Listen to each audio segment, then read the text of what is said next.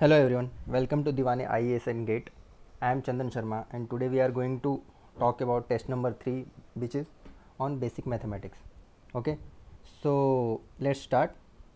So first of all I would like to say something regarding this test. So पहले आपको जो भी exams होते हैं so आप चाहे कोई सा भी एग्ज़ाम दें चाहे मॉक एग्ज़ाम दें EAC और गेट,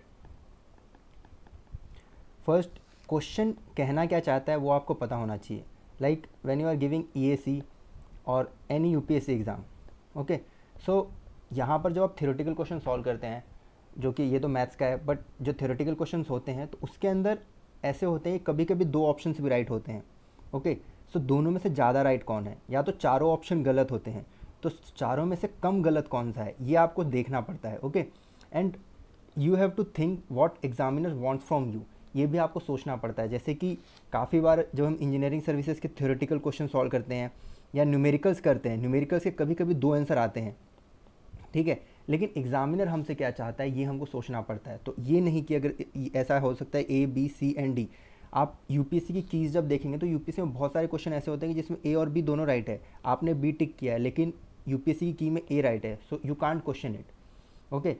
तो ऐसी चीज़ें होती हैं और आपको ये चीज़ें सीखनी पड़ेंगी अगर इंजीनियरिंग सर्विसेज एग्जामिनेशन क्लियर करना है. गेट, जैसे गेट में मैंने आपको बताया था कि लास्ट ईयर मेरा क्वेश्चन गलत हुआ था, ठीक है, मैंने काफ़ी बार बताया है. सो वो क्वेश्चन मेरा गलत नहीं था, बट एज पर गेट वो क्वेश्चन गलत था. सो वहाँ पर मेरे को ये सोचना पड़ता है कि एग्जामिनर क्या सोच रहा है.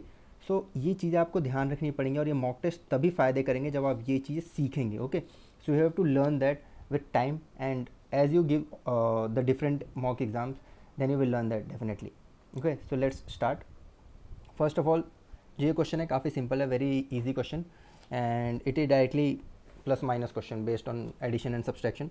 सो we can write x equals to 5b minus 2a by 3. अब you can directly solve it, right? So its answer will be comes to a.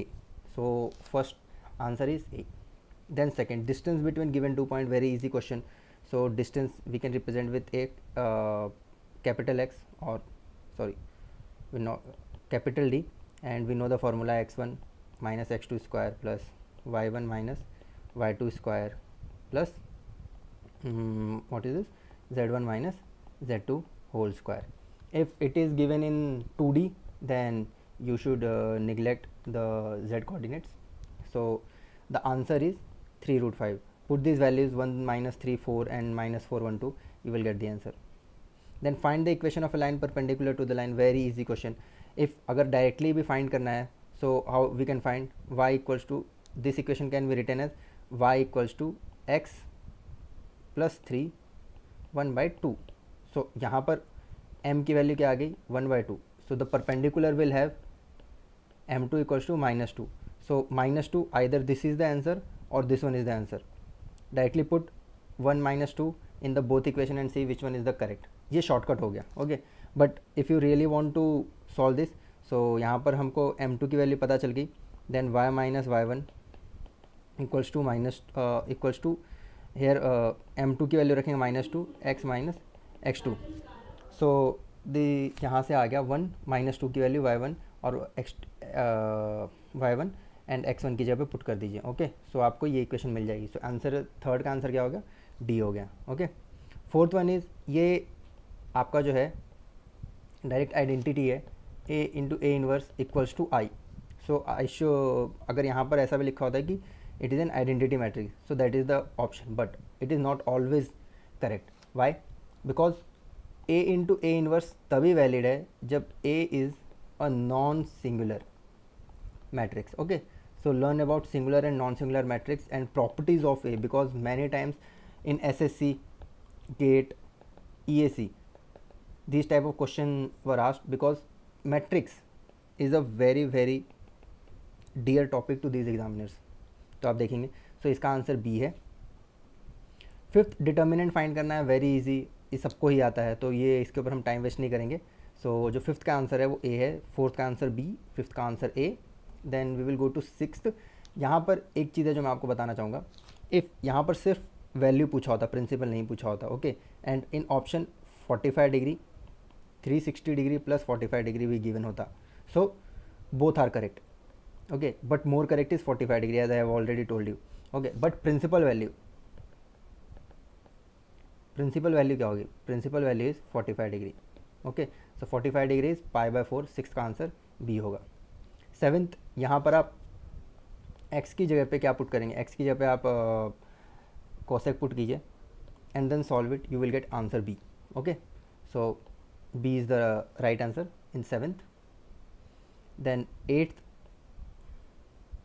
In eighth इस क्वेश्चन में x की जगह पे कोसेक आप पुट करेंगे. सो यहाँ पर काफ़ी ईजी है, आप कर लेंगे. x जो dx हो जाएगा उसको आप कर लीजिए यहाँ से फाइंड, देन वैल्यू पुट कीजिए, कट हो जाएगा, देन डायरेक्ट ये आंसर आ जाएगा.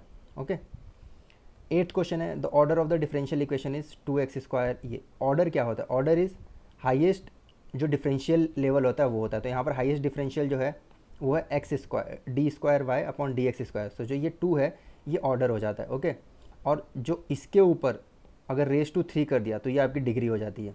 Okay, so here answer is 2, D option. Ninth, intercept of the given equation. इसमें एक गलती हो गई है, मैं आपको बताता हूँ कि यहाँ पर अगर इंटरसेप्ट क्या होता है, अगर कोई एक लाइन है, यहाँ पर a है, यहाँ पर b है, ये x एक्सिस, ये y एक्सिस, तो x by a plus y by b equals to 1 ये होता है. तो अगर जब हम इसको इस फॉर्म में लिखेंगे तो ये हो जाएगा x upon 7/5 plus y upon 7/6 equals to 1. So answer a होना चाहिए, यहाँ पर 7/6 होना चाहिए था. सो इस क्वेश्चन में काफ़ी लोगों को दिक्कत आई होगी. सो इस क्वेश्चन के लिए हमने आंसर टू ऑल कर दिया है. ओके, सॉरी फॉर दिस, लेकिन आपको कंसेप्ट पता चल गया. इस टाइप के क्वेश्चन पूछे जाते हैं, आपने देखे होंगे प्रीवियस में. टेंथ, ये this question is not for 1 marks. Means this अगर हम देखें difficulty level wise it's easy, but ये लेंदी क्वेश्चन है. Okay, so due to that for 1 marks it becomes difficult. So if this kind of question comes in the exam, I will suggest you please avoid this on the first time. जब आप पूरा paper attempt कर लें then come to these type of questions जो कि लेंदी हैं. Okay, but भूल नहीं जाना इस टाइप के क्वेश्चन को. ओके, इस टाइप के क्वेश्चन सॉल्व करने, ये ईजी होते हैं बट लेंदी होते हैं, सो टाइम कंज्यूमिंग होते हैं. ओके, या तो फिर second option make your calculation fast, so उससे आप कर सकते हैं. तो इसका एक बहुत ही सिंपल है फंडा कि जो मीन डेविएशन होता है वो होता है summation xi minus x bar upon 8. Means यहाँ पर n लिख सकते हैं, n is the number of terms. तो यहाँ पर n की वैल्यू 8 है. x बार जब आप फाइंड करेंगे तो ये आ जाएगा 6 + 7 + 10 अप टू अपॉन 8. तो इसकी वैल्यू आ जाएगी 9. राइट, काफ़ी लोगों ने सही भी किया होगा. और फिर यहाँ पर आप फाइंड कर सकते हैं, यहाँ पर आ जाएगा 9 minus first term 6 mod plus 9 minus 7. यहाँ पे मॉड लेना है, यहाँ पर आप 6 - 9 करें, 9 - 6 करें, डजेंट मैटर. यहाँ पर भी आप उल्टा कर सकते हैं, बट यहाँ पर जैसे xi माइनस x बार किया तो काफ़ी लोग बोलेंगे कि सर ये सही है. हाँ भाई, ये सही है, कोई दिक्कत नहीं है, आंसर सेम ही आएगा. प्लस 10 माइनस 9, ये सारे करते रहिए अपॉन 8. तो आंसर जो आएगा आपका 2.75 आएगा. So answer is B, 10th. Sine inverse x equals to y, this is valid if you know the curve of sine inverse x equals to y, then you will directly find this. Okay, so this is the answer. ये question काफ़ी कम आते हैं curve के ऊपर, पर क्या होता है कि एसएससी वगैरह एग्ज़ाम्स में मैथ्स का जहाँ पर पोर्शन होता है, ये ट्रिग्नोमेट्री काफ़ी ज़्यादा डियर 1 टॉपिक्स होता है एग्जामिनर्स के लिए. So I will suggest you at least जो हमारे 4 हैं, cos, sine, cosec, sec, tan, cot, इनका कर्व जो हमारा कर्व होता है एक्स एंड वाई एक्सिस पे, एंड इनके इन्वर्स का कर्व प्लीज़ याद रखिए. बहुत इजी है, कोई बड़ी चीज़ नहीं है. ओके, सो हम दूसरा देखते हैं. अब जो थर्ड वन है, जो 12th question, find the number of different 8 letters arrangement that you can made from the letters daughter so that vowel occurs together. सबसे फर्स्ट वॉवल पता होना चाहिए. तो A, E, I, O, U ये vowels होते हैं जनरली हमारे जो लेटर्स, इंग्लिश वर्णमाला होती है, अंग्रेजी की वर्णमाला उसमें. सो यहाँ पर क्या है, A, E है, of course E is there, then I is not there, O is not there, U is there. So these 3 have to be together. After that total 1 2 3 4 5 6 7 8. So this will 1, and apart from that we have 5 letters, right? So total 8 letters. So there are 6 position, 1 2 3 4 5 6. 6 position can be filled by 6 things in 6 factorial way into, ये भी खुद में arrange हो सकते हैं तो into 3 factorial, right. सो अगर आपको काउंटिंग आती है तो ये काफ़ी ईजी है, तो यहाँ पर आ जाएगा 4 3 2 0. So the D is the correct option. Correct option 12th के लिए भाई साहब, 11th के लिए आपका बी, 12th के लिए आपका डी, 13th काफ़ी सिंपल क्वेश्चन है. And again this is for 1 marks. So यहाँ पर कुछ नहीं करना है आपको.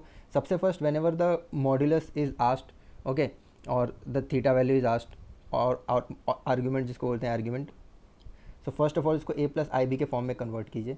सो उसके लिए 1 minus I upon 1 plus I upon 1 minus आई, तो ये आ जाएगा 1 minus i by 2. Okay, so 1/2 equals to r cos theta and minus 1/2 is r sine theta. तो यहाँ से आर की वैल्यू आ जाएगी 1/√2. सो द आंसर 13th का जो आंसर है वो बी है. 14th, complex number do not follow. So ये इस टाइप के क्वेश्चन काफ़ी बार पूछे जा सकते हैं. Complex number is a very important topic. Okay, so यहाँ पर जो मैं आपको सारे बता देता हूँ. First one is closure law. जो लॉज हैं, क्लोजर लॉ, कॉम्यूटेटिव, एसोसिएटिव,